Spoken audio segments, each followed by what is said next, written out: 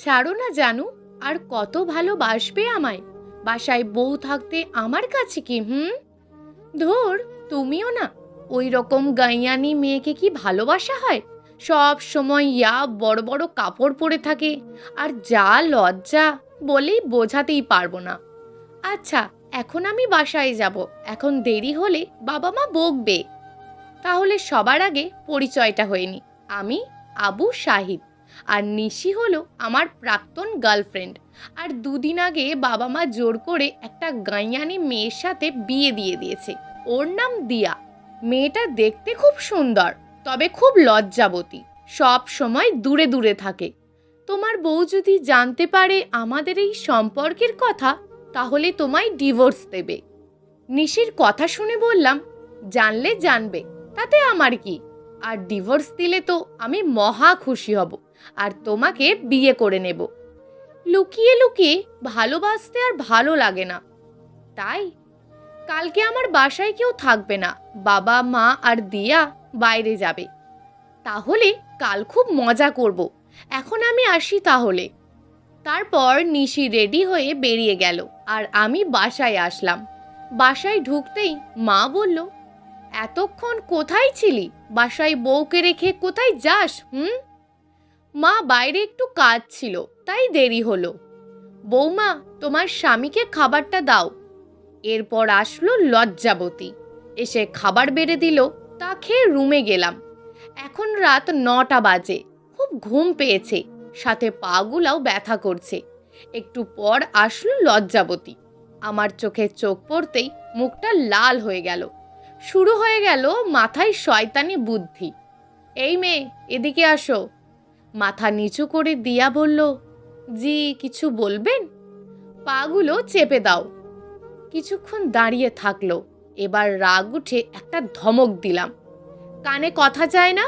খুব জোরে বললাম কথাটা। এরপর সুরসুর করে গিয়ে পা চিপতে লাগলো। কি আরাম, খুব নরম হাত তার। কিছুক্ষণ পর ঘুমিয়ে গেলাম। যখন ঘুম ভাঙলো, রাত 1:56। হঠাৎ মনে হলো কেউ পা ধরে আছে। কিছুটা ভয় পেয়ে গেলাম। এটা আবার ভূতটুত না তো? চোখ খুলতেই দেখলাম দিয়া পা ধরে ঘুমিয়ে গেছে। মেয়েটার দিকে দেখে মায়া হচ্ছে। জানি না কেন প্রথম থেকেই এমন হচ্ছে। তারপর ওকে আমার পাশে শুইয়ে দিলাম। এরপর জড়িয়ে ধরলাম। এভাবেই কখন যে ঘুমিয়ে গেছি মনে নেই। সকালবেলা মিষ্টি রোদে ঘুম ভাঙল।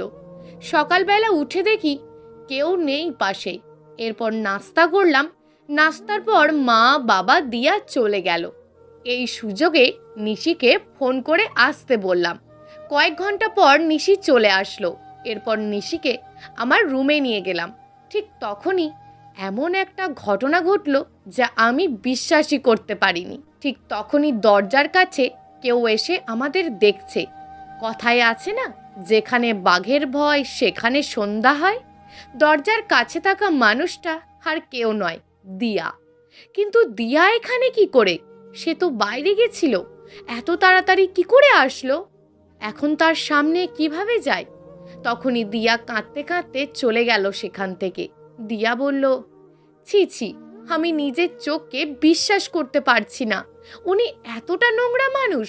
বাবা মা, আমি কি অপরাধ করেছিলাম যে অমন একটা মানুষের সাথে আমায় বিয়ে দিল?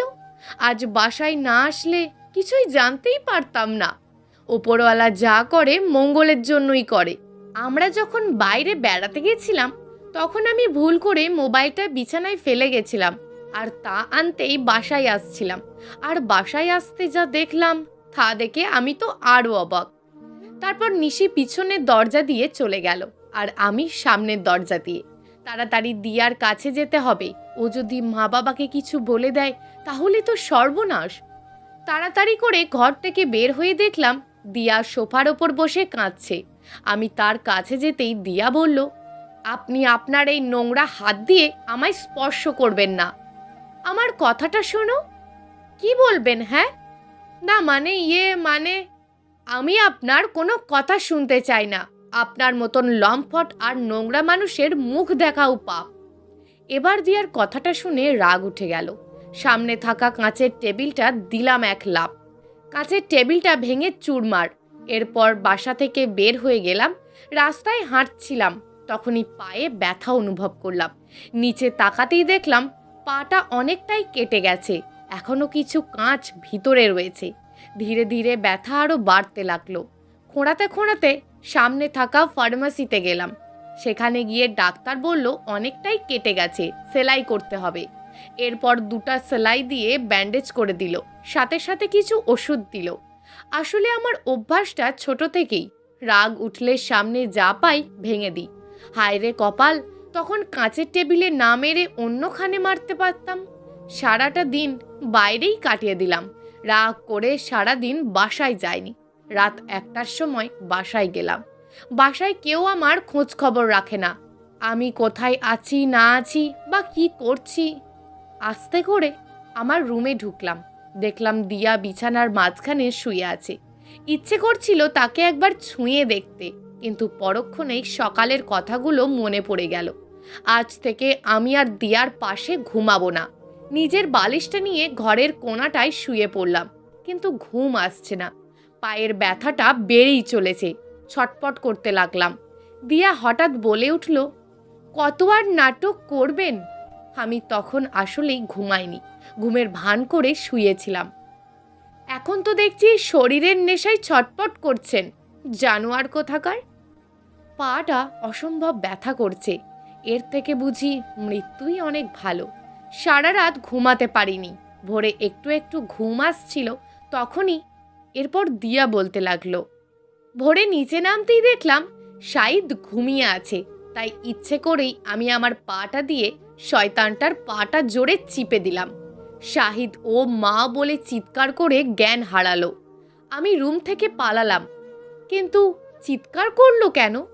যাই হোক, নিচে এসে বাবা মায়ের সাথে নাস্তা করে জমিয়ে আড্ডা দিলাম সকাল 10টা পর্যন্ত। কিন্তু এত সকাল হলো, শয়তানটার নিচে আসলো না কেন এখনো নাস্তা করতে? খাবারগুলো তো ঠান্ডা হয়ে গেল। তাই দেখতে ওপরে আসলাম। উপরে আসতেই দেখলাম পুরো রুমে রক্ত আর রক্ত। দেখলাম ওনার পাটা থেকে রক্ত বের হচ্ছে। তখনই মনে পড়ল কালকের কথা, আর সকালবেলা তো আমি এই পাটাতেই। আমি যাই বাবা এখান থেকে, না হলে সব দোষ আমার হবে। তাছাড়া শয়তানটার কিছু হলে আমার কি, আমি তো চলেই যাব। এরপর শাহিদ বলতে লাগলো, যখন জ্ঞান ফিরল তখন দেখি মাথাটা ঝিমঝিম করছে, চোখগুলো ঝাপসা করছে, আর নিচে রক্তই ডুবে গেছে। ব্যথাটাও বেড়ে চলেছে। কোনো মতে উঠে দাঁড়ালাম। তারপর কোনো মতে রাস্তায় এসে গাড়িতে বসে হাসপাতালে গেলাম। সেখানে 2 দিন থাকলাম ভর্তি হয়ে। এই 2 দিন আমার কেউ খবর নেয়নি। দিয়া বলল, শয়তানটা 2 দিন বাসায় আসেনি, ভালোই হয়েছে। আজকে কিছুটা সুস্থ হয়ে হাসপাতাল থেকে বের হয়ে অনেকটাই ড্রিঙ্ক করলাম। তারপর বাসায় গেলাম। বাসায় রাতে সবাই ঘুমিয়ে গেছে। নিজের রুমে যেতেই নেশার ঘোরে যা ভয় পাচ্ছিলাম তাই হলো। নেশার ঘোরে দিয়ার সাথে শারীরিক সম্পর্ক হয়ে গেল। এতক্ষণ ধরে দিয়ার গালি শুনছি, গালি দিতেছে।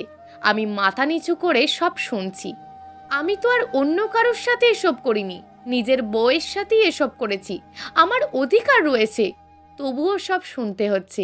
মনে মনে ভেবেই নিলাম থাকবো না, দেশের বাইরে চলে যাব। ভাগ্যিস বাসায় আজ কেউ নেই, থাকলে যে কি হতো। সব কথা শুনে কোনো কিছু না নিয়ে শূন্য হাতেই চলে আসলাম। সকাল 10টায় ফ্লাইটে করে দুবাই যাচ্ছি। যাওয়ার আগে মনে মনে ভাবলাম, আমি কি সেখানে গিয়ে টিকতে পারবো? না শাহিদ, তুই এসব কি ভাবছিস? তোকে পারতেই হবে। অবশেষে চলেই আসলাম দুবাই। এভাবে 2 মাস কেটে গেল। এরপর আবার দিয়া বলতে লাগলো, সকাল থেকে বমি হচ্ছে, মাথা ব্যথা করছে। মা বাবা আমাকে ডাক্তারের কাছে নিয়ে গেলেন। ডাক্তার বললেন আপনি মা হতে চলেছেন। কথাটা শুনে কতটা যে খুশি হয়েছি। আপনার স্বামী কই? ডাক্তারের কথাটা শুনে নিমেষেই মুখটা কালো হয়ে গেল। মিথ্যে করে বললাম, উনি অফিসে গেছেন। সেখান থেকে বাসায় আসলাম। এভাবেই কাটছিল মাস, আর আমি কাটছিলাম অবহেলায়। সমাজে মানুষ খারাপ কথা বলা বলি করছেন। উনি চলে যাওয়ার পর আজ তার শূন্যতা অনুভব করছি। উনি যেমনই ছিলেন না কেন, হাজার হলেও তো আমার স্বামী ছিলেন। প্রতি রাতে ওনার জন্য কত কেঁদেছি তা আমি আর আমার বালিশটাই জানে। এভাবে কেটে গেল 10 মাস। আজ আমার একটা ফুটফুটে মেয়ে হয়েছে। ওর নাম দিয়েছি নিদ্রা। আমি রোজ সৃষ্টিকর্তার কাছে ওনাকে ফিরে পেতে চাইতাম, কিন্তু পেতাম না। অপরদিকে শাহিদ বলছে, এখানে এসে খুব মিস করছি সবাইকে। এখন বড় একটা জব করি, ভালোই আছি এখানে। অপরদিকে দিয়া বলছে, এভাবেই দেখতে দেখতে আমার মেয়ে বড় হতে থাকে। আজ তার 3 বছর পূর্ণ হলো। সে সব সময় বলে, মা আমি বাবার কাছে যাব। আমি তখন মিথ্যা বাহানা করে বলতাম, মামনি বাবা এখনই আসবে। আজ দীর্ঘ 5 বছর পর দেশে ফিরছি রাতে।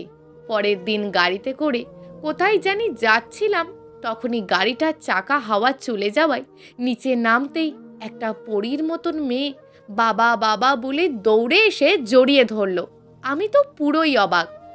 আচ্ছা মামনি, কে তুমি? বাবা আমি নিদ্রা। জানো বাবা, মা খুব পচা, আমায় তোমার কাছে নিয়ে যায় না। আমার আবার মেয়ে হলো কবে? আচ্ছা মামনি, তোমার কোথাও ভুল হচ্ছে, আমি তোমার বাবা নই। কে বলল আপনি আমার বাবা? আমি মার ফোনে রোজ তোমার ছবি দেখি। মার ফোনে? আচ্ছা, ওর মার নাম জানলেই বোঝা যাবে। আচ্ছা মামনি, তোমার মার নাম কি? দিয়া। কি, তুমি দিয়ার মেয়ে? হ্যাঁ বাবা। তার মানে তুমি আমারই মেয়ে। তারপর কোলে তুলে নিয়ে কতগুলো যে কিস করলাম। এরপর নিদ্রাকে নিয়ে বড় একটা হোটেলে নিয়ে গেলাম। মামনি তুমি কি খাবে? বাবা আমি স্যান্ডউইচ খাবো। এরপর একটা স্যান্ডউইচ অর্ডার করলাম। বাবা আমাকে খাইয়ে দাও। তারপর নিদ্রাকে কোলে নিয়ে খাইয়ে দিলাম। তারপর অনেকগুলো চকলেট কিনে দিলাম। একটা বড় টেডি বিয়ার কিনে দিলাম। সব শেষে বাসায় দিয়ে আসলাম। বাবা তুমি ভিতরে যাবা না? না মামনি, আমি এই বাসায় গেলে তোমার মা তোমাকে খুব বকবে। বাবা কাল তুমি আসবা না? আসবো মামনি, যখন তোমার স্কুল ছুটি হবে তখন। বাই বাবা। ভিতরে ঢুকতেই দিয়া বলল, আরে আমার লক্ষ্মী আজ এত তাড়াতাড়ি স্কুল থেকে চলে আসলো যে? মা আমি বাবার সাথে এসেছি। এই দেখো মা, বাবা আমাকে কতগুলো চকলেট আর বড় একটা টেডি বিয়ার কিনে দিয়েছে। তুই কি পাগল হয়েছিস? তোর বাবা কোথা থেকে আসবে শুনি? যদি তোর বাবা হতো তাহলে ভিতরে আসতো। মা তোমার জন্যই বাবা ভিতরে আসেনি। বাবা আসলে তুমি আমায় বকবে বলে ভিতরে আসেনি। এই মেয়েটা পাগল করে দেবে। যাও ওপরে গিয়ে ফ্রেশ হয়ে আসো। মা তুমি খুব পচা, আমি বাবাকে বলে দেব, বাবা তোমাকে খুব বকবে। সারাটা দিন অমনিই কেটে গেল।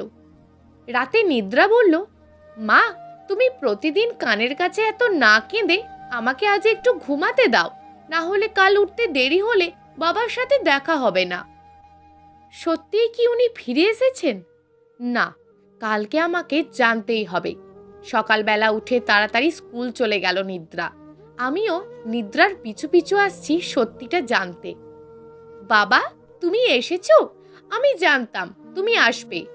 নিজের চোখকে বিশ্বাস করতে পারছি না, উনি এসেছেন। কি ভালোবাসা বাবা আর মেয়ের মাঝে। বাবা আমি তোমার সঙ্গে যাব, মা শুধু আমায় বকে। মামনি আমি তোমায় নিয়ে যাব পরে, এখন আসি, তুমি ক্লাস করো, ছুটির সময় আবার আসবো। ওকে বাবা, বাই। বাই মামনি। আর দেরি করলে চলবে না, আমার মনের কথা বলে দিতেই হবে। বিকেল বেলা শাহিদ নিদ্রার স্কুলের সামনে দাঁড়িয়ে আছে। ঠিক তখনই পিছন থেকে কেউ জড়িয়ে ধরল। মামনি চলে এসেছো? পিছনে তাকাতেই ভয় পেয়ে গেলাম। এ তো দিয়া। তুমি এখানে? মেয়েটা আগের থেকেই অনেকটা শুকিয়ে গেছে, মনে হয় ঠিক মতন খাওয়া দাওয়া করে না। যা অবস্থা শরীরের, আমাকে কি ক্ষমা করা যায়? আমি সত্যিই তখন বুঝতে পারিনি আপনি এভাবে রিয়্যাক্ট করবেন। আমি আমার ভুল বুঝতে পেরেছি। শাহিদ বলল, ও আমাকে কি বউ হিসাবে মেনে নেওয়া যায়? শাহিদ বলল, আমার মতন শয়তান জানোয়ার বেহায়া লোকের সাথে তো কথা বলাও পাপ। দিয়া নিশ্চুপ হয়ে রইল। আমি আর আগের কথাগুলো মনে করতে চাই না, শুধুমাত্র আমি আমার মেয়েকে চাই। অমনি ওনার পা ধরে দিয়া বলল, আমি তো মেনে নিচ্ছি আমি ভুল করেছি, আমায় মাপ করে দিন। শাহিদ বলল, ক্ষমা করার আমি কে? আমার স্বামী।